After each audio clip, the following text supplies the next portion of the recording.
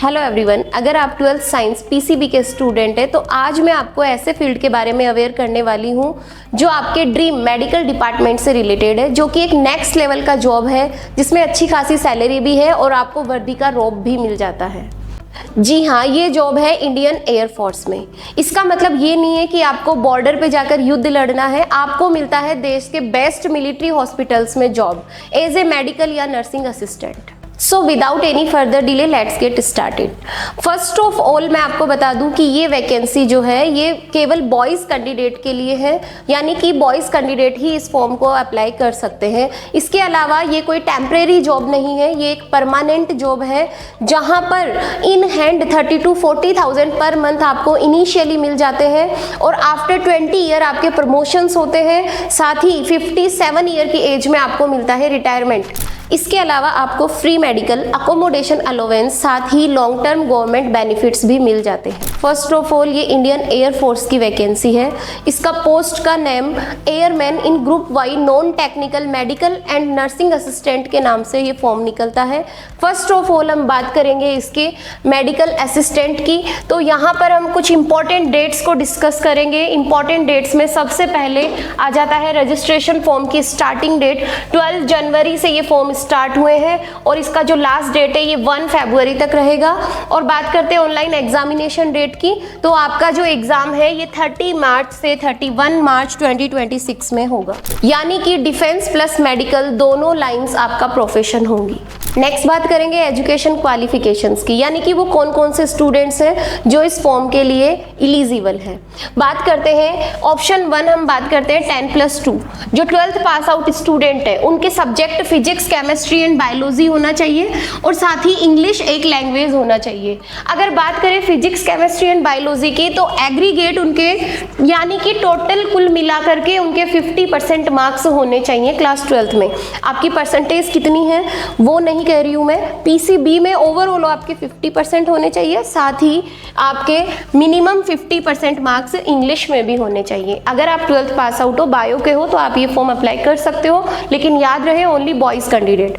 Next आपके पास में आता है अगर 2 ईयर का वोकेशनल कोर्स किया हुआ है पीसीबी सब्जेक्ट के साथ, उसमें मिनिमम 50% एग्रीगेट आपके होने चाहिए, वो स्टूडेंट्स भी इस फॉर्म के लिए एलिजिबल है। एक डाउट बच्चों के मन में ये आता है कि हम पीसीएम के स्टूडेंट हैं, हमने bio as a additional subject लिया हुआ है, तो आप भी इस फॉर्म के लिए एलिजिबल है जिन्होंने bio as a additional subject लिया हुआ है। नेक्स्ट बात करते हैं, ये जो वैकेंसी है ऑप्शन 3, ये फार्मेसी के स्टूडेंट्स भी इसको फिल कर सकते हैं जिन्होंने पीसीबी में उनके मिनिमम 10+2 में वहीं एग्रीगेट 50% होना चाहिए। दूसरी बात, उन्होंने डिप्लोमा किया हो, डी फार्मेसी किया हो या बी फार्मेसी यानी कि बैचलर बीएससी करा हो, वो स्टूडेंट्स इसमें अप्लाई कर सकते हैं, लेकिन मिनिमम उनके 50% मार्क्स होने चाहिए, साथ ही वैलिड उनका रजिस्ट्रेशन होना चाहिए। नेक्स्ट आ जाता है आपका एज एलिजिबिलिटी। एज एलिजिबिलिटी की बात करें तो ये एक बहुत ही इंपॉर्टेंट चीज़ है। देखिए यहाँ पर 10+2 जो पास आउट कैंडिडेट है, ठीक है, वो मस्ट बी अनमैरिड। पहली शर्त अनमैरिड होने चाहिए हो, तो आप इस फॉर्म को फिल कर सकते हो। अगर आप अनमैरिड नहीं है, मैरिड है, तो आप ये फॉर्म फिल नहीं कर पाएंगे, भले ही आपकी एज ग्रुप इसमें आता हो, फिर भी नहीं भर पाएंगे। तो पहली शर्त अनमैरिड होना चाहिए। दूसरी शर्त ये है कि 1 जनवरी 2006 से 1 जनवरी 2010 के बीच आपका जन्म हुआ हो, ठीक है। तो जिनका बर्थ इनके बीच का है, डेट ऑफ बर्थ कब का, 2006 से 2010 1 जनवरी के बीच का है, तो आप ये फॉर्म फिल कर सकते हैं। क्या 2005 वाले ये फॉर्म फिल कर पाएंगे? नहीं। या फरवरी 2010 वाले ये फॉर्म फिल कर पाएंगे? बिल्कुल नहीं, राइट। नेक्स्ट देखो, डिप्लोमा या फार्मेसी वाले कैंडिडेट्स के लिए क्या शर्त होनी चाहिए? अनमैरिड होने चाहिए। डेट ऑफ बर्थ की अगर बात करें तो 1 जनवरी 2003 से 1 जनवरी 2008 के बीच उनका जन्म होना चाहिए। और अगर मैरिड कैंडिडेट हैं तो उनके लिए यहाँ पे डेट चेंज हो जाती है और वो हो जाती है 2003 से 1 जनवरी 2006 तक, राइट। नेक्स्ट बात करते हैं maximum age limit. Maximum age limit क्या रहेगी? राइट। तो मैक्सिमम एज लिमिट की बात करें तो 10+2 जो कैंडिडेट हैं उनकी एज लिमिट है 21 ईयर, और जो फार्मेसी वाले कैंडिडेट हैं उनकी मैक्सिमम 24 ईयर्स हो सकती है। यानी कि अगर आप 25 के हो गए हैं, फार्मेसी कर रखी है, या फिर आप 10+2 22 ईयर्स के हो गए हैं, तो आप ये फॉर्म फिल नहीं कर सकते। ये आपकी मैक्सिमम है, मैक्सिमम एज इतनी होनी चाहिए। सो नेक्स्ट देखिए, नेक्स्ट आ जाता है सिलेक्शन प्रोसेस। सिलेक्शन प्रोसेस क्या रहेगा? देखो, टोटल सिलेक्शन प्रोसेस में 3 फेज होगी। फेज 1 होगा, फेज 2 एंड फेज 3। सबसे इंपॉर्टेंट फेज होता है फेज 1। अगर आपने फेज 1 क्लियर कर लिया है तो 90% 95% काम आपका हो गया है। ठीक है, ये बहुत माइनर होते हैं, बहुत ज़्यादा यहाँ पे कुछ नहीं किया जाएगा। जैसे कि आर्मी में, एयरफोर्स में या नेवी में अगर आपका मेडिकल हो रहा है तो आपको इस चीज़ से लगता होगा कि बहुत कुछ होता होगा। नहीं, आप यहाँ एज ए नर्सिंग और मेडिकल असिस्टेंट हायर हो रहे हैं, आप यहाँ पे प्रॉपर उस चीज़ के लिए नहीं जा रहे, तो इतना ज़्यादा नहीं है। इसमें बहुत हल्का फुल्का टेस्ट होगा जो PFT होता है। फेज 1 आपका ऑनलाइन होगा और आपको एग्जाम देना होगा, राइट। दूसरा आता है फेज 2 जिसको फिजिकल फिटनेस टेस्ट PFT कहते हैं, जिसमें 7 मिनट में आपको 1.6 km दौड़ना है। यहाँ पे 10 पुशअप, 10 सिटअप और 20 स्क्वेट्स आपको लगाने होंगे। अडेप्टिबिलिटी टेस्ट होगा, साथ ही यहाँ पे मेडिकल एग्जामिनेशन होगा, राइट। सबसे इंपॉर्टेंट फेज है फेज 1।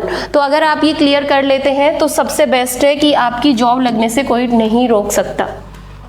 नेक्स्ट बात करेंगे एग्जाम पैटर्न क्या होगा। अगर एग्जाम पैटर्न की बात करें तो फर्स्ट ऑफ ऑल देखो, पैटर्न में क्या होगा, पेपर आपका, आपको लग रहा होगा कि बहुत हार्ड टेस्ट होने वाला है, नहीं, इजी टू मॉडरेट इसका लेवल रहता है। बहुत इजी क्वेश्चन आएंगे, इतना ज़्यादा हार्ड नहीं है। टाइम ड्यूरेशन की बात करें तो मात्र 45 मिनट का आपका ये एग्जाम होने वाला है, जिसमें 50 क्वेश्चन पूछे जाएंगे।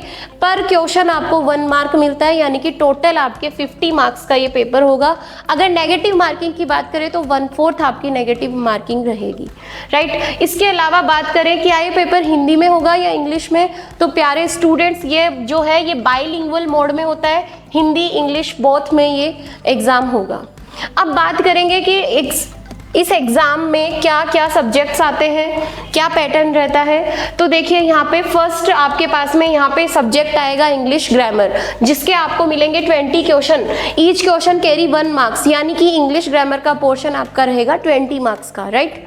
इसके बाद में आता है रागा, जिसमें रीजनिंग, अर्थमेटिक, जनरल अवेयरनेस के क्वेश्चन आएंगे। रीजनिंग हो गई, मैथमेटिक्स हो गई, general science and general knowledge, GS and GK दोनों के, इन सभी के मिला करके 30 क्वेश्चन होंगे जो कि 30 मार्क्स के होंगे।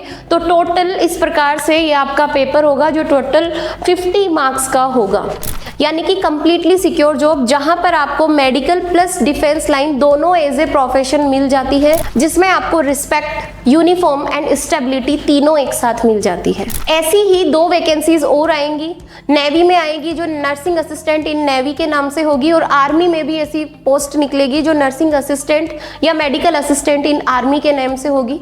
दोनों का सिलेबस, तीनों का सिलेबस लगभग सेम होता है, तो आप इजीली एग्जाम क्वालिफाई कर सकते हैं, बहुत ही आसान है।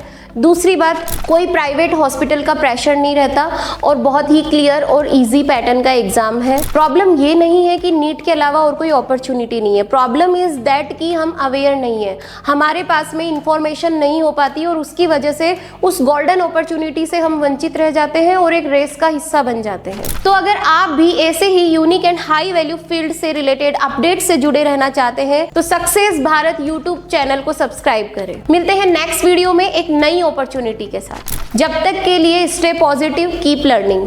याद रहे, your success is our mission, so be a part of our mission.